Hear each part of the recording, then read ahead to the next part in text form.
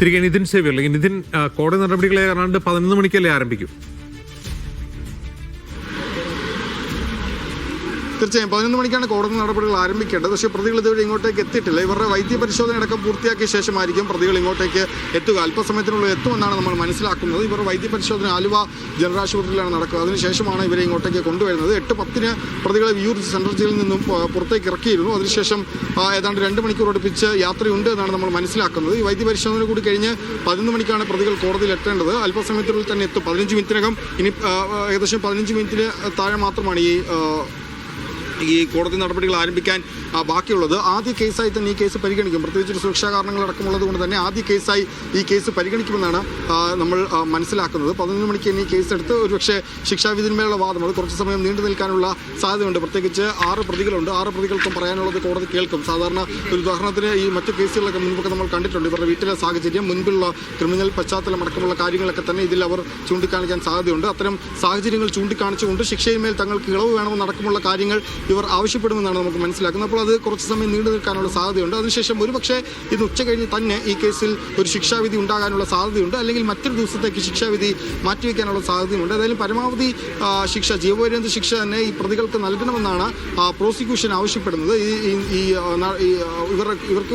ഇവർ ചെയ്തിരിക്കുന്ന കുറ്റങ്ങളുടെ വകുപ്പുകളനുസരിച്ച് 20 വർഷം വരെ ശിക്ഷ ലഭിക്കാവുന്ന കുറ്റങ്ങളാണ് ലഭിക്കുന്നത്. അപ്പോൾ ഇവിടെ മറ്റൊരു കാര്യമുള്ളത്, ഇതിൽ പല പ്രതികളും പ്രത്യേകിച്ച് പൾസർ സുനി ഏകദേശം 7.5 വർഷം റിമാൻഡ് പ്രതിയായി തടവിൽ കഴിഞ്ഞിട്ടുണ്ട്. മറ്റ് പ്രതികൾ പലരും 3-4 വർഷമൊക്കെ തന്നെ തടവിൽ കഴിഞ്ഞവരുണ്ട്. അപ്പോൾ രാവിലെ അഡ്വക്കേറ്റ് മിനി നമ്മളോട് സംസാരിച്ചപ്പോഴും പറഞ്ഞത് അത് തന്നെയാണ്. അപ്പോൾ ഇവർക്ക് കിട്ടുന്ന ശിക്ഷയിൽ അത് കുറച്ച് മാത്രം അനുഭവിച്ചാൽ മതിയാകും. പ്രത്യേകിച്ച് ഇവർക്കൊരു 20 വർഷം തടവ് ശിക്ഷ ലഭിക്കുകയാണെങ്കിൽ, ഉദാഹരണത്തിന് 20 വർഷം തടവ് ശിക്ഷ ലഭിക്കുകയാണെങ്കിൽ പൾസർ സുനി നിലവിൽ അനുഭവിച്ചൊരു 8 വർഷം കുറച്ച് ബാക്കി വർഷം മാത്രം ജയിലിൽ കഴിഞ്ഞാൽ മതിയാകും. ഏതായാലും അതുമായി ബന്ധപ്പെട്ട കാര്യങ്ങളൊക്കെ കോടതി ഏത് ശിക്ഷയാണ് വിധിക്കേണ്ടതെന്നൊക്കെ കോടതിയാണ് തീരുമാനിക്കേണ്ടത്. അത് ഒരുപക്ഷെ പ്രോസിക്യൂഷൻ ആവശ്യപ്പെട്ടതുപോലെ എല്ലാ പ്രതികൾക്കും സമാനമായ ശിക്ഷ നൽകണമെന്ന പ്രോസിക്യൂഷൻ്റെ ആവശ്യം. എല്ലാവരും ഈ കുറ്റകൃത്യത്തിൽ നേരിട്ട് പങ്കെടുത്തവരാണ്, ഈ ഗൂഢാലോചനയിൽ നേരിട്ട് പങ്കെടുത്തവരാണ്. പ്രത്യേകിച്ച് ഈ മാർട്ടിൻ ആന്റണി തുടക്കത്തിൽ തനിക്കൊന്നും അറിയില്ല എന്നാണ് പറഞ്ഞിരുന്നത്. പക്ഷേ ഈ മാർട്ടിൻ ആന്റണി ഈ നടിയെ പിന്നീട് ഈ ആക്രമണത്തിന് ശേഷവും ഇതെല്ലാം നടന്നതിന് ശേഷവും തിരികെ ഈ ലാലിൻ്റെ വീട്ടിലെത്തിയ ശേഷം അവിടെ തന്നെ തുടർന്ന ഒരാളാണ്. തനിക്കൊന്നും അറിയില്ല, തന്നെ ഭീഷണിപ്പെടുത്തിയാണ് വാഹനം ഓടിച്ചെന്നൊക്കെയായിരുന്നു മാർട്ടിൻ പറഞ്ഞിരുന്നത്. പക്ഷേ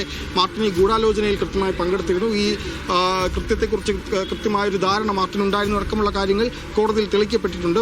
അതുകൊണ്ട് തന്നെ എല്ലാ പ്രതികൾക്കും സമാനമായ ശിക്ഷ നൽകണമെന്നാണ് പ്രോസിക്യൂഷൻ്റെ ആവശ്യം. അത് ചില പ്രതികൾ പുറകിൽ വാഹനത്തിൽ, ട്രാവലർ വാഹനത്തിൽ ഇത് ഫോളോ ചെയ്തവരാണ്. അപ്പോൾ ഇവർക്ക് സമാനമായ ശിക്ഷ കിട്ടുമെന്നാണ് നോക്കിക്കാണേണ്ടത്. എല്ലാ പ്രതികൾക്കും സമാനമായ വകുപ്പുകളാണ് ചുമത്തിയിട്ടുള്ളത്. 20 വർഷം വരെ തടവ് ശിക്ഷ ലഭിക്കാവുന്ന വകുപ്പുകളാണ് ചുമത്തിയിട്ടുള്ളത്. അപ്പോൾ ഏതൊക്കെ പ്രതികൾക്ക് ഏതൊക്കെ ശിക്ഷയാണ് കിട്ടുന്നതെന്ന് അല്പസമയത്തിനുള്ളിൽ തന്നെ നമുക്ക് മനസ്സിലാകും. ഏകദേശം 10 മിനിറ്റാണ് കോടതി നടപടികൾ തുടങ്ങാൻ ബാക്കിയുള്ളത്. പ്രതികൾ അല്പസമയത്തിനകം കോടതിയിലേക്ക് എത്തും.